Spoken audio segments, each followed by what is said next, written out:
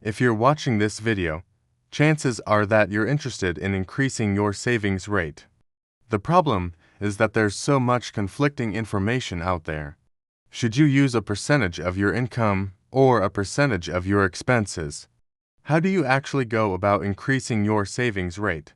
In this video, we're going to look at the best way to increase your savings rate and the most effective budgeting method for tracking it. So let's get right into it. So, what is the correct way to calculate savings rate? Well, the straightforward answer is that it's simply your savings divided by your income. But if you really want to understand how to improve your savings rate, we need to look at these components individually. The first one is obviously savings, which in this case refers to the amount of money that you have left over after paying all of your expenses. The second part of the equation is income, which refers to all of the money that you make from all of your income streams. Now, where people get confused with savings rate is when they start to think about ways to improve it. Most people will either try to increase their income or decrease their expenses because those are the two components that they're most familiar with. But that's not the only way to think about improving your savings rate. You can also look at it another way. If you think about the components of savings, you can see that it's simply your income minus expenses. Therefore, you can also improve your savings rate by thinking about it as increasing your income minus expenses. This may sound like semantics, but there's an important implication. By focusing on just increasing your income or decreasing your expenses, you're only looking at half of the picture. Increasing your income or decreasing your expenses has a direct impact on your savings, which in turn affects your savings rate. But the other side of the equation is just as important. Improving your savings rate is just as much about decreasing your expenses as it is about increasing your income. Let's take a look at a practical example. Let us say you have a full-time salary of $40,000 per year and you bring in another $1,000 per month from a side hustle. This means that you have a total annual income of $44,000. Let's also assume that you have a savings of $8,000 per year. Now let's look at the scenarios of how you might be able to improve your savings rate to 20%. The first scenario is to increase your income. To do this, you could ask for a raise at work, start a new side hustle, or invest in income-generating assets like rental properties. In our example, you decide to increase your income by $3,000 per year by taking on more work at your day job.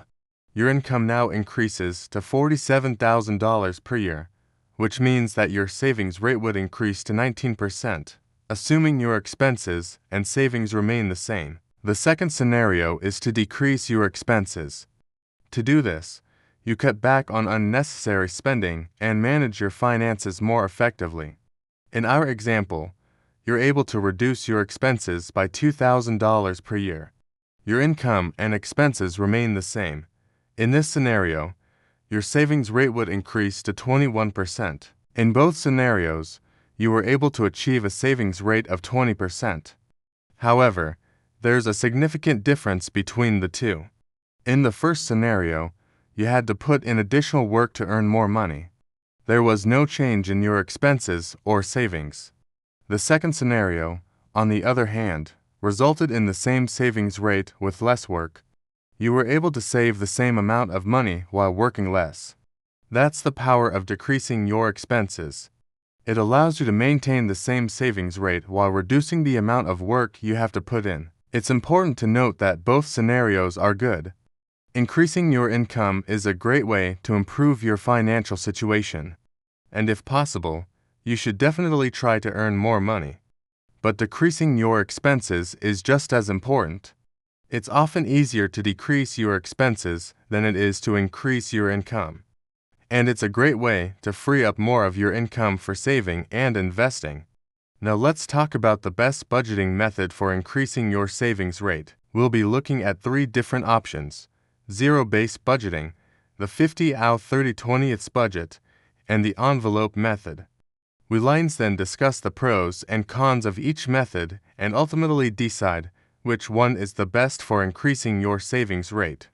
Zero-based budgeting, on the popular budgeting method that involves allocating every dollar of your income to a specific expense category. The goal of zero-based budgeting is to ensure that your income minus expenses equals zero. This means that every dollar is accounted for and nothing is left over at the end of the month. To implement zero-based budgeting, start by listing out all of your monthly expenses, including fixed expenses such as rent and utilities, as well as variable expenses such as groceries and entertainment. Then allocate a certain amount of money to each category based on your needs and priorities. Any leftover money after accounting for all of your expenses should be allocated towards your savings goals. The second budgeting method we'll discuss is the 50/30/20 budget. This method is a bit simpler than zero-based budgeting, and it involves allocating a certain percentage of your income to different expense categories. With the 50/30/20 budget, 50% of your income goes towards needs, 30% towards wants, and 20% towards savings and debt repayment. Needs include essential expenses such as housing, transportation, and food. Wants include non-essential expenses such as entertainment and clothing. And savings and debt repayment is exactly what it sounds like. Savings and paying off any outstanding debts. The third budgeting method is the envelope method. This method is a cash-based budgeting method that involves allocating a set amount of money to different expense categories using physical envelopes. To implement the envelope method, start by listing out all of your monthly expenses and then allocate a certain amount of cash to each category. Place the cash for each category in a separate envelope and use the cash in the envelope for that specific category. When the cash in an envelope runs out, you've exhausted your budget for that category for the month and you can't spend any more money on that category until the next month. Now that we've covered the three different budgeting methods, let's talk about the pros and cons of each. Zero-based budgeting is a great way to ensure that you're being intentional with your spending and that all of your money is being put to good use. However, it can be quite time-consuming and it may not be suitable for everyone. The 50/30/20 budget is a good middle ground between zero-based budgeting and the envelope method. It's relatively easy to follow and it provides a good balance between needs, wants, and savings. The envelope method is a very effective way to control spending and it can help you stick to your budget.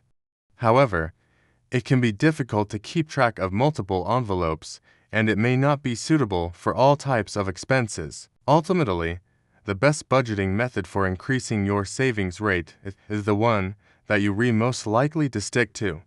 If you're disciplined and organized, zero-based budgeting may be a good option for you. If you prefer a simpler approach, the 50/30/20 budget may be a better choice. And if you want a more hands-on approach to budgeting, the envelope method may be worth trying. No matter which budgeting method you choose, it's important to be consistent and patient. Increasing your savings rate takes time and effort, but it's definitely worth it in the long run. By following a budget and tracking your expenses, you'll be able to free up more of your income for saving and investing, which will ultimately help you achieve your financial goals. Thank you for watching. If you found this video helpful, please give it a thumbs up and share it with your friends. Don't forget to subscribe so that you never miss out on any future videos.